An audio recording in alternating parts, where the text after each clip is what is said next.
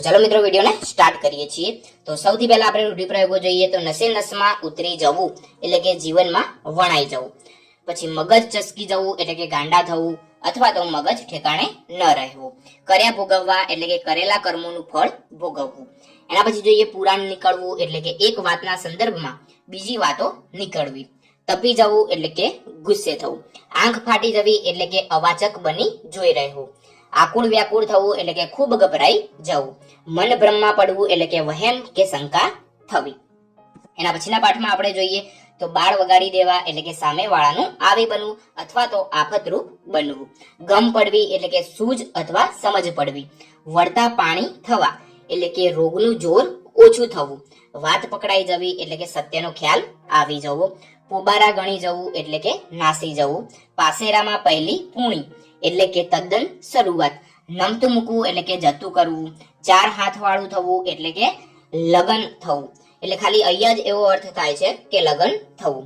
એના પછી જોઈએ કે વાત ઉડાવી દેવી એટલે કે નિરાંત કે શાંતિ થવી, ડગાઈ જવું એટલે કે ગભરાટથી સ્તબ્ધ થઈ જવું, વગે કરવું એટલે કે વ્યવસ્થિત કરવું, સનસનાટી તૂટી પડવી એટલે કે આશ્ચર્ય કે હબકની સ્તબ્ધતાની વ્યાપક અસર થવી, શ્રાવણ ભાદરવો વહેવો એટલે કે ચોધાર આંસુ વહેવા।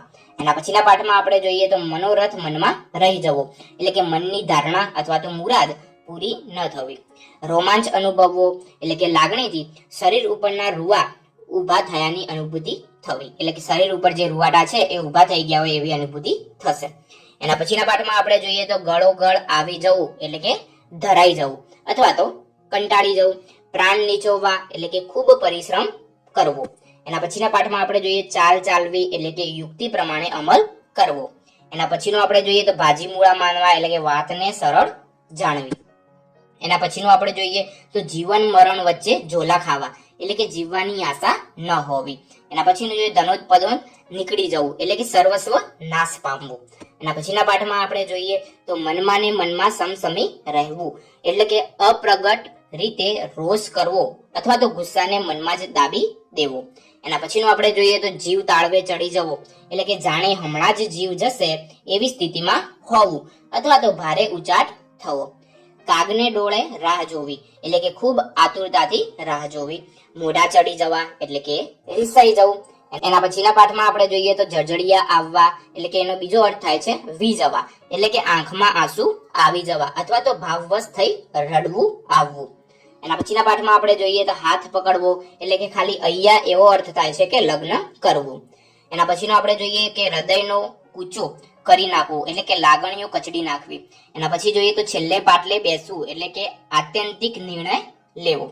એના પછીનો આપણે પાઠ જોઈએ તો દોમ દોમ સાહેબી હોવી એટલે કે અતિશય સાધન સંપન્ન હોવું, એનો બીજો મતલબ પણ થાય છે કે ખૂબ શ્રીમંત હોવું, ત્રીજો મતલબ પણ થાય છે કે આર્થિક સ્થિતિ ખૂબ જ સદ્ધર હોવી। તો સૌથી પહેલા પાઠમાં આપણે રૂઢિપ્રયોગો જોઈએ તો હાથ ફેરો કરવો એટલે કે ચોરી કરી બધી જ વસ્તુઓ લઈ જવી, ખાતર પાડવું એટલે કે ચોરી કરવી। એના પછી જોઈએ સોપો પડી જવો એટલે કે શાંતિ છવાઈ જવી, શોભીલું પડવું એટલે કે શરમ અથવા સંકોચ થવું। એના પછીના આપણે પાઠમાં જોઈએ તો હવાઈ કિલ્લા બાંધવા એટલે કે મોટી મોટી વાતો કરવી અથવા તો કલ્પના દોડાવવી। એના પછીના પાઠમાં આપણે જોઈએ તો જાગ્યા ત્યાંથી સવાર એટલે કે નવેસરથી પ્રારંભ। એના પછી જોઈએ તો ગઈ ગુજરી ભૂલી જવી એટલે કે ભૂતકાળ ભૂલી જવો। એના પછીના પાઠમાં જોઈએ તો લોહી ઉકળી ઉઠવું એટલે કે ગુસ્સે થવું, પગ મણમણના થઈ જવા એટલે કે મન ખિન્ન થઈ જવું। એના પછીના પાઠમાં જોઈએ તો ભાંજગડ ચાલવી એટલે કે મનોમંથન અનુભવવું, થોથવાઈ જવું એટલે કે ભાવાવેશમાં બોલી ન શકવું, ગળગળા થઈ જવું એટલે કે રડમસ થઈ જવું। એના પછીના પાઠમાં જોઈએ તો બોર બોર આંસુ ટપકવા એટલે કે ચોધાર આંસુએ રડવું। એના પછીના પાઠમાં જોઈએ તો હાથ વાટકો થવું એટલે કે નાના મોટા કામમાં ઉપયોગી થવું, વંઠી જવું એટલે કે હાથથી જવું અથવા તો બગડી જવું, લાઠી કરવી એટલે કે મજાક કરવી, માથું ફોડીને લોહી કાઢવું એટલે કે સખત મહેનત કરવી, ભરખી જવું એટલે કે ખાઈ જવું, ઘોડા ગાંઠ્યા કરવું એટલે કે મનોમંથન કરવું અથવા તો કલ્પના કરવી, ચણચણાટી થવી એટલે કે તાલાવેલી થવી, આબ ફાટ્યું એટલે કે ખૂબ દુઃખ પડવું। એના પછીના પાઠમાં આપણે જોઈએ તો પડખું સેવવું એટલે કે સહેવાસ કરવો, દેન હોવી એટલે કે હિંમત હોવી, ખરખરો કરવો એટલે કે શોખ વ્યક્ત કરવો, ગળવા એટલે કે બોલતા અચકાવવું, કળી જવું એટલે કે જાણી જવું, મહેરે ચડવું એટલે કે સામ સામે સ્પર્ધામાં ઉતરવું. તો મિત્રો આ પર મુકાતી બેઠક તો એને પલાણ કહેવાશે. એના પછીનો આપણે શબ્દ સમૂહ જોઈએ તો સ્ત્રીઓના પગના અંગૂઠાનું ઘરેણું તો એને કહેવાશે અણવટ. એના પછીનું આપણે જોઈએ તો પગની આંગળીનું ઘરેણું એને કહેવાશે વિંછિયા. ઓઢવાની ચાદર તો એને કહેવાશે પછેડી. એના પછી આપણે જોઈએ તો ચંદ્રના જેવા મુખવાળી તો એને હરિવદની કહેવાશે. કમળના જેવા સુંદર મુખવાળો તો એને સુવદન અંબુજ કહેવાશે. એના પછીનો આપણે શબ્દ સમૂહ જોઈએ તો હાથનું એક ઘરેણું તો બાજુબંધ કહેવાશે. કાંડા ઉપર પહેરવાનું ઘરેણું તો એને બેરખા કહેવાશે. પછી તરુણ કે જુવાન યુવતી એને તારુણી કહેવાશે. એના પછીનો શબ્દ સમૂહ જોઈએ તો અંગરખા જેવું એક વસ્ત્ર તો એને કભાય અથવા તો કભા કહેવાશે. એના પછીનો શબ્દ સમૂહ જોઈએ તો સ્વર્ગ, મૃત્યુ ને પાતાળ એ ત્રણેય ભુવન લોકના સ્વામી ઈશ્વર જોઈએ તો પ્રેમ આપનાર સ્ત્રી તો એને પ્રેમદા કહેવાશે. એના પછીનો શબ્દ સમૂહ જોઈએ તો જે દોરામાં મણકા, મોતી વગેરે પરોવ્યા હોય તેવી માળા તો એને શેર કહેવાશે. એના પછીનો આપણે જોઈએ તો રમવાના કુકા એને પાંચિકા કહેવાશે. ઔષધ વગેરે કચરવાનો કે ગૂંટવાનો ખાડાવાળો ઘડેલો પથ્થર તો એને ખલ અથવા ખરલ કહેવાશે. એના પછીનો શબ્દ સમૂહ જોઈએ તો રેશમ તથા સૂતરનું ઘણા રંગના પટ્ટાવાળું કપડું તો એને મસરું કહેવાશે. એના પછી જોઈએ તો સામી વ્યક્તિનો ભાવ કે લાગણી સમજી શકે એવું તો સહૃદય કહેવાશે. એના પછીનું આપણે જોઈએ તો લગ્ન પ્રસંગે વરકન્યાને શરીરે ચોળાતો પીળો સુગંધી પદાર્થ તો એને પીઠી કહેવાશે. એના પછીનો શબ્દ સમૂહ જોઈએ તો સ્ત્રીને શોભે એવું તો સ્ત્રી ઉચિત કહેવાશે. એના પછીનો શબ્દ સમૂહ જોઈએ તો સ્ત્રીઓને પહેરવાનું વસ્ત્ર તો એને પોલકું કહેવાશે. એના પછીનો જોઈએ તો અંગ ઉપાંગ સહિત તો એને કહેવાશે સાંગોપાંગ. એના પછીનો આપણે શબ્દ સમૂહ જોઈએ તો મોહિની લગાડવી તે તો એને કામણ કહેવાશે. કદર કરે કે જાણે એવું એને કદરદાન કહેવાશે. એના પછીનો આપણે જોઈએ તો શાકભાજી વેચનારો એને કાછીઓ કહેવાશે. એના પછીનો શબ્દ સમૂહ જોઈએ તો મદ્રાસનું કાપડ માથા બંધન તો એને મદ્રાસિયું કહેવાશે. ઓઢવાની જાડી ચાદર તો એને પછેડી કહેવાશે. તપસ્વીનું નિવાસ સ્થાન એને તપોવન કહેવાશે. એના પછીનો આપણે જોઈએ તો ઉપવાસ કરનાર એને ઉપવાસી કહેવાશે. મજૂરી કરનાર એને મજૂર કહેવાશે. અને રસને જાણનાર એને રસજ્ઞ કહેવાશે. એના પછીનો શબ્દ સમૂહ જોઈએ તો કિનારા પરનો પ્રદેશ અથવા તો હંમેશ જ્યાં પાણી રહે એ પ્રદેશ તો એને કચ્છ કહેવાશે. જાણી ન શકાય તેવું તો અગમ્ય કહેવાશે.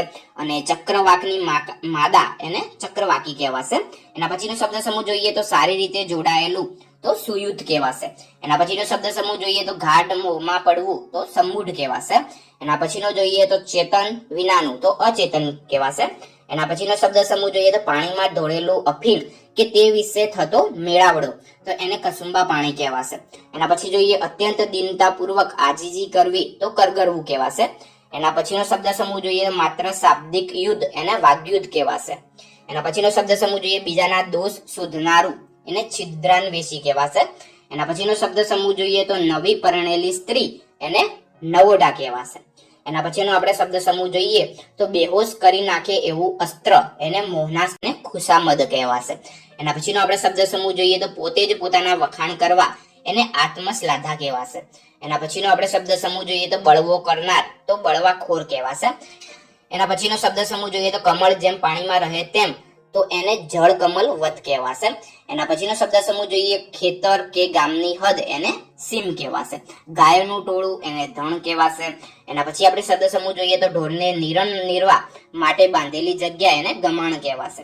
એના પછી જોઈએ ઢોર ઉપર બેસતી એક જાતની માખ એને કહેવાશે બગાઈ કહેવાશે. એના પછી જોઈએ તો દિવસનો મધ્ય ભાગ એને મધ્યાહન કહેવાશે અથવા તો બપોર કહેવાશે. શિવજીનું ભયંકર નૃત્ય એને તાંડવ કહેવાશે. એના પછી જોઈએ મસાલ ધરનાર તો એને મસાલચી કહેવાશે. એના પછીનો આપણે શબ્દ સમૂહ જોઈએ તો જ્વાળામુખીમાંથી નીકળતો ગરમ રસ એને લાવા કહેવાશે. એના પછીનો આપણે જોઈએ આંતરિક ઉચાટ તો એને અજંપો કહેવાશે. એના પછીનો આપણે શબ્દ સમૂહ જોઈએ તો નવી ફૂટેલી કુંપળ એને નવ મંજરી કહેવાશે. એના પછીનો આપણે જોઈએ ખૂબ વાતો કરનાર એને વાતોડિયું કહેવાશે. એના પછીનો આપણે શબ્દ સમૂહ જોઈએ તો ખૂબ શ્રમ કરનાર એને શ્રમ જીવી કહેવાશે. એના પછીનો આપણે શબ્દ સમૂહ જોઈએ તો લાકડી ઉપર ચીંથરા વીટેલો સળગાવવાનો કાકડો તો એને મસાલ કહેવાશે. એના પછીનો આપણે શબ્દ સમૂહ જોઈએ તો જેમાં મગજ છે તે હાડકું એને આપણે ખોપરી કહીશું. એના પછીનો શબ્દ સમૂહ જોઈએ તો અંગરખું, બંડી વગેરે બાંધવાની નાની દોરી એને કસ કહેવાશે. એના પછીનું જોઈએ શ્રીમદ વલ્લભાચાર્ય ચણાવેલો વૈષ્ણવ ભક્તિ માર્ગ, તો એને કહેવાશે પૃષ્ટિ સંપ્રદાય કહેવાશે. એના પછીનો આપણે શબ્દ સમૂહ જોઈએ તો ભગવાન વિષ્ણુની તેના અવતાર ગણાતા શ્રી કૃષ્ણની ઉપાસના કરનાર એને વૈષ્ણવ ધર્મી કહેવાશે. એના પછીનો આપણે શબ્દ સમૂહ જોઈએ સાપ શુદ્ધિનું કાર્ય, તો એને રૂપ વાંચન કહેવાશે. એના પછીનો આપણે શબ્દ સમૂહ જોઈએ તો યંત્ર ચલાવવા માટેની કે પૈડું ફેરવવા માટેની પગ મૂકવાની પાવડી દ્વારા ચલાવાતું જૂના સમયનું મુદ્રણ યંત્ર, તો એને ટેડલ મશીન કહેવાશે. અહીંયા થોડું રંગમાં ફેરફાર થઈ ગયો છે, રંગ નતો કરવાનો ને થઈ ગયો છે, તો એ ધ્યાનમાં લઈ લેજો. માનપૂર્વક સ્વીકાર એટલે સમાદર કહેવાશે. એના પછી આપણે શબ્દ સમૂહ જોઈએ તો શબ્દની મૂળ ઉત્પત્તિ એટલે એને કહેવાશે વ્યુત્પત્તિ. એના પછીનો આપણે શબ્દ સમૂહ જોઈએ તો જેમનો કોઈ શત્રુ નથી એવા, તો અજાત શત્રુ કહેવાશે. એના પછી જોઈએ ભેખ ધારણ કરનાર, એને ભેખધારી કહેવાશે. એના પછી જોઈએ તો કોઈ ગ્રંથની હાથે લખેલી નકલ એને હસ્તપ્રત કહેવાશે. એના પછી જોઈએ તો તુલસીનું પાંદડું એને તુલસી દલ કહેવાશે. એના પછીનો શબ્દ સમૂહ જોઈએ તો ઘરની પાછલી ભીંત એને પછીત કહેવાશે. એના પછીનો શબ્દ સમૂહ જોઈએ તો કાપડ માપવાની ધાતુની પટ્ટી કહેવાશે. એના પછીનો આપણે જોઈએ તો મળદાની જેમ એને સબવત કહેવાશે. એના પછીનો આપણે શબ્દ સમૂહ જોઈએ તો ચિત્રી ચડે તેવું, તેને વિભત્સ કહેવાશે. એના પછીનો શબ્દ સમૂહ જોઈએ તો આંખનો પલકારો માર્યા વિના, તો એને નિપલક અથવા તો અનિમેષ કહેવાશે. એના પછીનો આપણે શબ્દ સમૂહ જોઈએ સમડી પેઠે ઝટ ઝડપવું, તે એને ચીલ ઝડપે કહેવાશે. એના પછીનો આપણે શબ્દ સમૂહ જોઈએ તો વધુ પડતો કે અતિશ્રમ એને સ્ટ્રેન કહેવાશે. પાંડવોના પિતા એને પાંડુ કહેવાશે. કેસરી રંગના એક જાતના ફૂલ એને કેસુડા કહેવાશે. પછી એના પછી આપણે શબ્દ સમૂહ જોઈએ તો બગલા જેવા દેખાતા એક પક્ષી યુગલનો વધ એને કૌચવધ કહેવાશે. એના પછીનો આપણે શબ્દ સમૂહ જોઈએ તો ઈસુનો વધ સ્તંભ, તો એને ક્રુસ અથવા ક્રોસ કહેવાશે. એના પછીનો શબ્દ સમૂહ જોઈએ તો જેમાં સુંદરતા નથી તે એને અસુંદર કહેવાશે. સરખી ઉંમરનું એને સમવયસ્ક કહેવાશે. પાણી કે ખોરાકનું શ્વાસ નળીમાં પેસી જવું, તે એને અંતરસ કહેવાશે. બાળક જેવી બુદ્ધિ ધરાવનાર એને બાળક બુદ્ધિ કહેવાશે. અને રાગડો તાણીને બોલવું, તે એને લયકો કહેવાશે. એના પછીનો આપણે શબ્દ સમૂહ જોઈએ તો રોચક સ્વાદ વાળું એને સ્વાદિષ્ટ કહેવાશે. અને ગળા સુધી ડૂબેલું એને ગળાબૂડ કહેવાશે. એના પછીનો આપણે શબ્દ સમૂહ જોઈએ તો પાણીમાં ઢોળેલું અફીણ કે તે વિશે થતો મેળાવડો, તેને કસુંબા પાણી કહેવાશે. આ શબ્દ સમૂહ છે એ રિપીટ થયો છે, આગળ પણ આપણે જોઈ ગયા હતા. એના પછીનો આપણે શબ્દ સમૂહ જોઈએ તો ભાઈ બહેન વગેરે સ્વજન, તો એને ભાંડરડા કહેવાશે. એના પછીનો આપણે શબ્દ સમૂહ જોઈએ તો પ્રવાહી ભરવાનું એક માપ, એને પળી કહેવાશે. એના પછીનો આપણે શબ્દ સમૂહ જોઈએ માધ્યમિક શાળાનું અંતિમ વર્ષ, એને મેટ્રિક કહેવાશે. ન ગમે એવું એને અપ્રિય કહેવાશે. અને આંસુ ટપકાવનાર એને દૂધનારા કહેવાશે. એના પછીનો આપણે શબ્દ સમૂહ જોઈએ તો માટીની ભીંતનું ઘર એને ખોરડું કહેવાશે. અને એના પછીનો આપણે શબ્દ સમૂહ જોઈએ તો મણનો 40મો ભાગ એને શેર કહેવાશે. અને શેરનો ચોથો ભાગ એને પાસેર કહેવાશે. મનની વૃદ્ધ ગાંધીજીએ અમદાવાદ સત્યાગ્રહ આશ્રમથી સાથીદારો સાથે કરેલી કૂચ એને દાંડી કૂચ કહેવાશે. એના પછીનો શબ્દ સમૂહ જોઈએ તો ગોળાકાર ગોઠવાયેલા મેજ પર 100 પક્ષો સાથે બેસી વિચારણા કરે તેવી સભા કે પરિષદ, એને ગોળમેજી પરિષદ કહેવાશે. એના પછીનો શબ્દ સમૂહ જોઈએ તો વડની ડાળ પર ફૂટેલ કૂણું મૂળિયું, તો એને વડવાઈ કહેવાશે. એના પછીનો શબ્દ સમૂહ જોઈએ તો વડના વૃક્ષ પર થતું ફળ, એને ટેટો કહેવાશે. એના પછીનો શબ્દ સમૂહ જોઈએ તો સુંદર સુકોમળ સપ્રમાણ દેહ, એને દેહ યષ્ટિ કહેવાશે. એના પછીનો શબ્દ સમૂહ જોઈએ તો જીવ માત્ર પ્રત્યે એકાત્મ ભાવ, એને સમરસતા કહેવાશે. મૃતદેહ પર વીંટાળવામાં આવતું વસ્ત્ર, એને ખાંપણ કહેવાશે. જમીનમાં ખાડો ખોદી મૃતદેહને દાટી તેના પર કરેલું ચણતર, એને બર કહેવાશે. એના પછીનો આપણે શબ્દ સમૂહ જોઈએ તો નાના બાળને મારવાથી લાગતો દોષ, એને બાળ હત્યા કહેવાશે. એના પછીનો શબ્દ સમૂહ જોઈએ તો આત્માનું જ્ઞાન હોય તે એને આત્મજ્ઞાની કહેવાશે. બ્રહ્મ વિદ્યાનું પ્રતિપાદન કરતો ગ્રંથ, એને ઉપનિષદ કહેવાશે. એના પછીનો આપણે શબ્દ સમૂહ જોઈએ તો ગુરુ પાસેથી વ્રત નિયમ કે મંત્ર લેવો, તે સંન્યાસ, તો એને દીક્ષા કહેવાશે. એના પછીનો શબ્દ સમૂહ જોઈએ તો પિંજેલા રૂનો વણીને કાંતવા માટે બનાવેલો લાંબો આકાર, એને પૂણી કહેવાશે. એના પછીનો શબ્દ સમૂહ જોઈએ તો ઈશ્વર પરલોક કર્મફળ વગેરે નથી એવી માન્યતા ધરાવતું દર્શન શાસ્ત્ર, એને નાસ્તિક દર્શન કહેવાશે. એના પછીનો શબ્દ સમૂહ જોઈએ તો સંસાર અસાર છે એવો મત દર્શાવતો વાદ, એને અસારવાદ કહેવાશે. એના પછીનો શબ્દ સમૂહ જોઈએ તો વ્યક્તિ પ્રત્યેની આસ્થા શ્રદ્ધા કે વફાદારી, તો એને વ્યક્તિ નિષ્ઠ કહેવાશે. એના પછીનો શબ્દ સમૂહ જોઈએ તો શિક્ષિત વ્યક્તિઓનો આચાર, તો એને શિષ્ટાચાર કહેવાશે. એના પછીનો આપણે શબ્દ સમૂહ જોઈએ તો ઘરનો શરૂનો પરસાળમાં જતા પહેલાનો ખુલ્લો ભાગ, એને ઓસરી કહેવાશે. એના પછીનો આપણે શબ્દ અનેક પડવાળી મીઠી રોટલી જેવી એક વાની, એને ખાજા કહેવાશે. કણસલા અથવા તો ડુંડા કાપી લેવા તે એને કહેવાશે લણણી. એના પછીનો આપણે શબ્દ સમૂહ જોઈએ કૂતરા વગેરેને ખાવાનું નાખવાની ઠામ, તો એને ચાટ કહેવાશે. મકાનનું દરવાજા વાળું ખુલ્લું આંગણું અને એનો દરવાજો, તો એને ડેલી કહેવાશે. એના પછીનો આપણે શબ્દ સમૂહ જોઈએ તો બારી કે બારણાને બંધ કરવા માટે કડીઓ કે અંકોડા જોડીને બનાવેલી લાંબી હાર, એને સાંકળ કહેવાશે. ખભા ઉપર ભેરવતા બગલ નીચે લટકતો રહે તેવો થેલો, એને બગલ થેલો કહેવાશે. એના પછીનો આપણે શબ્દ સમૂહ જોઈએ તો ગામમાં સૌને બેસવાની જગ્યા, એને ચોરો કહેવાશે. એના પછીનો આપણે શબ્દ સમૂહ જોઈએ તો જ્યાં કોઈની અવર જવર ન હોય તેવી જગ્યા, એને એકાંત કહેવાશે. એના પછીનો આપણે શબ્દ સમૂહ જોઈએ તો રસાયણોનું જ્ઞાન આપનાર શાસ્ત્ર, એને રસાયણ શાસ્ત્ર કહેવાશે. એના પછીનો શબ્દ સમૂહ આપણે જોઈએ તો ઔષધો કેવી રીતે તૈયાર કરવા એની વિધિઓ બતાવનારું શાસ્ત્ર, એને ઔષધ શાસ્ત્ર કહેવાશે. એના પછીનો શબ્દ સમૂહ છે કે આશરો લેવાનું ઠેકાણું, તો એને આશ્રય સ્થાન કહેવાશે. એના પછીનો આપણે શબ્દ સમૂહ જોઈએ તો વેદોનો અંતિમ ભાગ, એને વેદાંત કહેવાશે. સમુદ્રમાં જળ શોષણ કરતો માનાતો અગ્નિ, તો એને વડવાનળ કહેવાશે. મર્મ એટલે કે હૃદય પરનો પ્રહાર, એને મર્મ પ્રહાર કહેવાશે. એના પછીનો આપણે શબ્દ સમૂહ જોઈએ તો સૈનિક વગેરેને પહેરવાનું લોઢાના તારનું રક્ષણાત્મક કવચ, એને બખ્તર કહેવાશે. એના પછીનો આપણે શબ્દ સમૂહ જોઈએ તો વિશ્વના સર્જનની સર્વસામાન્ય પ્રણાલી, એને સૃષ્ટિક્રમ કહેવાશે. એના પછીનો આપણે શબ્દ સમૂહ જોઈએ તો જંગલમાંથી લાકડા કાપી વેચવાનો ધંધો કરનાર, એને કઠિયારો કહેવાશે. મન, વાણી અને કર્મથી પણ કોઈ હિંસા ન કરવાની વૃત્તિ, એને અહિંસા કહેવાશે. આચરણના નિયમો દર્શાવતી પત્રિકા, એને નિયમ પત્રિકા કહેવાશે. એના પછીનો આપણે શબ્દ સમૂહ જોઈએ તો પાછું આપવાની શરતે આપેલી કે લીધેલી વસ્તુ કે નાણું, એને ઉછીનું કહેવાશે. એના પછીનો આપણે શબ્દ સમૂહ જોઈએ તો બીજાને આધારે જીવનારું, એને પરોપજીવી કહેવાશે. ઘરનો સરસામાન, એને રાચરચીલું કહેવાશે. એના પછીનો આપણે શબ્દ સમૂહ જોઈએ તો વંશ પરંપરાથી ચાલતો આવતો વિશિષ્ટ ધર્મ આચાર, એને કુલ ધર્મ કહેવાશે. એના પછીનો આપણે શબ્દ સમૂહ જોઈએ તો નાણાંની આપલે માટેની ચિઠ્ઠી, એને હુંડી કહેવાશે. અને નીલા રંગની મણી, એને મરકત મણી કહેવાશે. એના પછીનો આપણે શબ્દ સમૂહ જોઈએ તો રાંધવા માટે પહેલેથી ગરમ કરવા મૂકેલું પાણી, એને આંધણ કહેવાશે. એના પછીનો આપણે શબ્દ સમૂહ જોઈએ તો જેનો અંત નથી તેવું, એને અનંત કહેવાશે. શ્રાવણ દ્વારા પ્રાપ્ત કરેલું, એને શ્રુતિ કહેવાશે. અને કન્યા પોતે વર પસંદ કરે એ માટે રચેલો સમારંભ, એને સ્વયંવર કહેવાશે. એના પછીનો આપણે શબ્દ સમૂહ જોઈએ તો અમરત્વ મળે તેવા, એને અમૃત વિયા કહેવાશે. એના પછીનો આપણે શબ્દ સમૂહ જોઈએ તો કન્યાના પિતા તરફથી વરને અને તેના સગાને અપાતી બક્ષિસ, એને પહેરામણી કહેવાશે. એના પછીનો આપણે શબ્દ સમૂહ જોઈએ તો સમય સંજોગ પ્રમાણે, એટલે કે વહેલું મોડું, તો એને અહર કહેવાશે. એના પછીનો આપણે શબ્દ સમૂહ જોઈએ તો ઇન્દ્રનું વજ્ર શસ્ત્ર પડ્યું હોય તેવો આઘાત, એને કહેવાશે વજ્રપાત. ચાંદીનો બનાવેલો ઘંટ, એને રૌપ્ય ઘંટ કહેવાશે.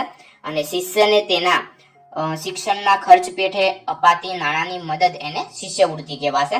ઘડિયાળની શોધ થઈ એ પહેલા સમય માપવાનું સાધન, એને રેત શીશી કહેવાશે.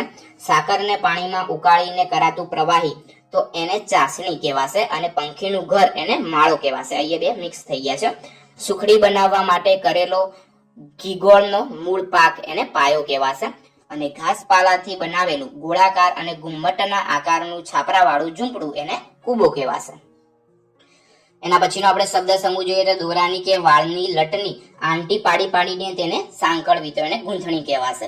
છોકરાઓની સંભાળ રાખનારી બાઈ, એને આયા કહેવાશે.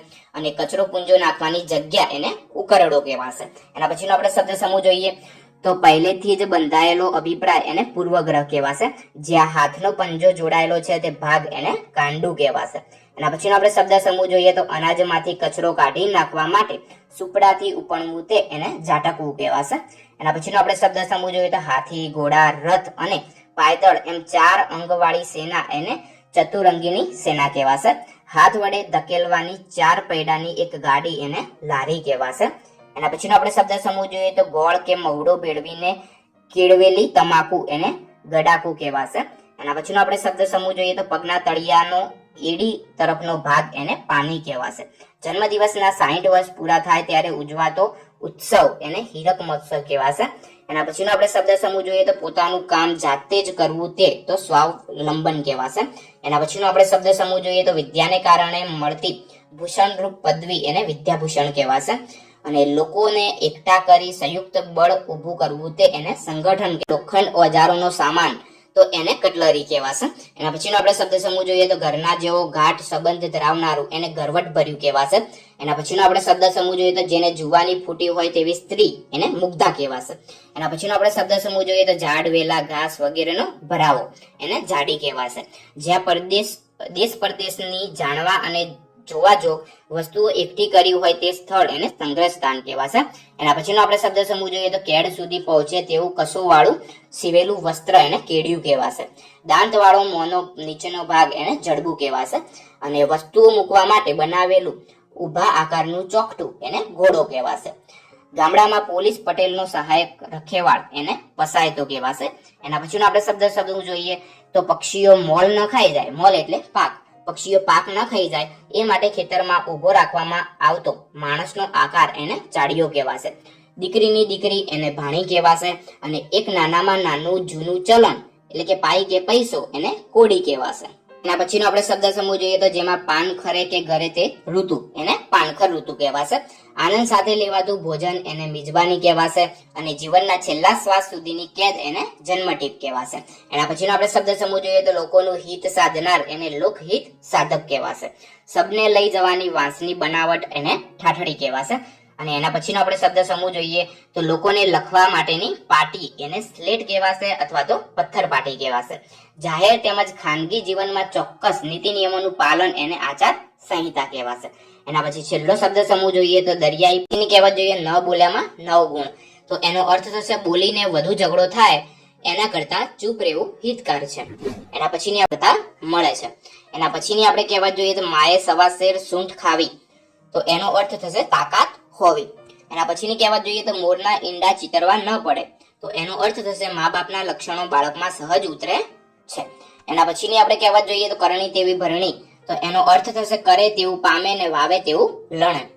એના પછીની કહેવત જોઈએ તો રત થોડીને વેશ જાજા, એટલે કે આપણે એમ પણ બોલી શકીએ રાત થોડીને વેશ જાજા, તો સમય થોડો ને કામ વધુ. એના પછીની કહેવત આપણે જોઈએ તો મન હોય તો માળવે જવાય, એટલે કે એનો અર્થ થશે પ્રબળ ઈચ્છા હોય તો સફળ થવાય. એના પછીની કહેવત જોઈએ તો એક કાંકરે બે પક્ષી મારવા, એટલે કે એક પ્રયાસે બે કાર્યો સિદ્ધ થવા, એટલે કે બે કામો કરવા. આપ ભલા તો જગ ભલા, તો ભલા સાથે સૌ ભલા, બરાબર, એટલે કે ભલા સાથે સૌનું ભલું. ઉતાવળે આંબા ના પાકે, એટલે કે ઉતાવળ કરવાથી સારું થાય નહીં. એના પછીની કહેવત જોઈએ તો કુવામાં હોય તો હવાડામાં આવે, તો એનો અર્થ થશે ઘરમાં હોય તો બહાર આવે. એના પછીનો આપણે કહેવત જોઈએ તો ક્યાં રાજા ભોજ ને ક્યાં ગંગુ તેલી, તો બંનેના ગુણો વચ્ચે સહેજ પણ સરખામણી ન થઈ શકે, બરાબર, બંનેની સરખામણી થઈ શકે નહીં. એના પછીનો આપણે જોઈએ તો ખાલી ચણો વાગે ઘણો, તો અલ્પ જ્ઞાની જ વિદ્યતાનો ડોળ કરે છે, એટલે કે જેને જોડે જ્ઞાન ના હોય એ જ એવું બતાવે કે મારા જોડે સૌથી વધારે જ્ઞાન છે. એના પછીની આપણે કહેવત જોઈએ ગાજ્યા મેં વર્ષે નહીં, તો બોલે તે કઈ કરે નહીં. એના પછીની આપણે કહેવત જોઈએ તો જીવતો નર ભદ્રા પામે, તો એનો અર્થ થશે કે જીવતો માણસ ગમે ત્યારે પ્રગતિ કરી શકે છે. જેવી પૃષ્ટિ તેવી સૃષ્ટિ, તો એનો અર્થ થશે કે જેવા પોતે તેવા બીજે. એના પછીની આપણે કહેવત જોઈએ તો ચાલતા બળદને આળ ખોસવી, તો એનો અર્થ એવો થશે કે કામ કરતા માણસને ખોટી સતામણી કરવી. એના પછીની આપણે કહેવત જોઈએ તો અડધમાં રામ ને અડધમાં ગામ, તો એનો અર્થ થશે કે અસમાન વહેંચણી. એના પછીની આપણે કહેવત જોઈએ તો આંખ મીચાઈને નગરી લૂંટાઈ, તો એનો અર્થ એવો થશે કે પોતાની હયાતીમાં બધું જ સુરક્ષિત હોવું, જ્યારે આપણે હાજર ના હોય ત્યારે કઈ સુરક્ષિત હોય નહીં. એના પછીની આપણે કહેવત જોઈએ તો ચળકે તેટલું સોનું નહીં, તો એનો અર્થ એવો થાય છે કે બાહ્ય દેખાવથી છેતરાવું નહીં. અને આપણે સમાનાર્થી બીજી કહેવત જોઈએ તો દૂરથી ડુંગર રળિયામણા, એવું થશે. એના પછીની આપણે બીજી કહેવત જોઈએ તો ટાટ વાય સૌને ન વાય વહુને, તો એનો અર્થ એવો થશે કે નાના પાસે સૌ કામ કરાવે, જે નાનું બાળક હોય એના જોડે બધા કામ કરાવતા હોય છે. પછી ભલાનો ભાઈ અને ભૂંડાનો જમાઈ, તો એનો અર્થ એવો થશે કે જેવા સાથે તેવાનો વ્યવહાર. એના પછીની આપણે કહેવત જોઈએ તો સાંકડા કપાળમાં 16 ભમરા, તો એનો અર્થ એવો થશે કે ગરીબનું નસીબ ગરીબ જ હોય. એના પછીની આપણે કહેવત જોઈએ તો એક પંથ દો કાજ, તો એનો મતલબ એવો થશે કે એક કામ કરતા બે બાજુનો લાભ થવો. એના પછીની આપણે કહેવત જોઈએ તો ઉજ્જડ ગામમાં એરંડો પ્રધાન, આ તો તમને બધાને ખબર જ છે કે બહુ સારું વસ્તુ ન મળે ત્યાં ઓછી ખરાબ વસ્તુ પણ સારી ગણાય છે. એના પછીની આપણે કહેવત જોઈએ તો અધિ લોભ તે પાપનું મૂળ, તો એનો અર્થ એવો થાય છે કે સર્વ અનિષ્ટોનું મૂળ લોભ છે. એના પછીની આપણે કહેવત જોઈએ તો કાગનું બેસવું ને ડાળનું પડવું. આ કહેવત પણ તમે યુઝ કરતા જ હોય છો કે આકસ્મિક સંજોગોનું પરિણામ. ખોટો રૂપિયો વધારે ચળકે તો ઓછો જ્ઞાની ભારે જ્ઞાની હોવાનો દેખાવ કરે છે. આવડતું કશું ના હોય પરંતુ સૌથી વધારે જ્ઞાની છે એવો દેખાવ કરતો હોય છે. જાગ્યા ત્યાંથી સવાર એટલે કે દોસ્ત સમજાય કે તરત છોડવો. એના પછીની આપણે કહેવત જોઈએ કે જે ગામ જવું નહીં તેની સી વાત. તો જે કામ ન કરવું એની સી કથા કરવી. એટલે કે જે કામ આપણે કરવું જ ના હોય એની વાત કરવાની જ નહીં. એના પછીનો આપણે જોઈએ તો નવરો નખોદ વાળે એટલે કે નવરો માણસ નુકસાન કરે. પારકે ભાણે મોટા લાડુ એટલે કે એનો મતલબ એવો થશે કે પોતાના કરતા બીજાનું સારું લાગે. એના પછીની આપણે કહેવત જોઈએ કે બે હાથ વગર તાળી ન પડે. તો એનો મતલબ એવો થશે કે કોઈ કામ સહકાર વિના ન બને. એનો બીજો મતલબ પણ થાય છે કે બીજાની મદદ જોઈએ જ. તો મિત્રો અહીંયા બધી જ કહેવતો પૂરી થાય છે. અને આ વિડીયો તમને પસંદ આવ્યો હોય તો આ વિડીયોને લાઈક, શેર અને સબસ્ક્રાઇબ કરવાનું ભૂલશો નહીં.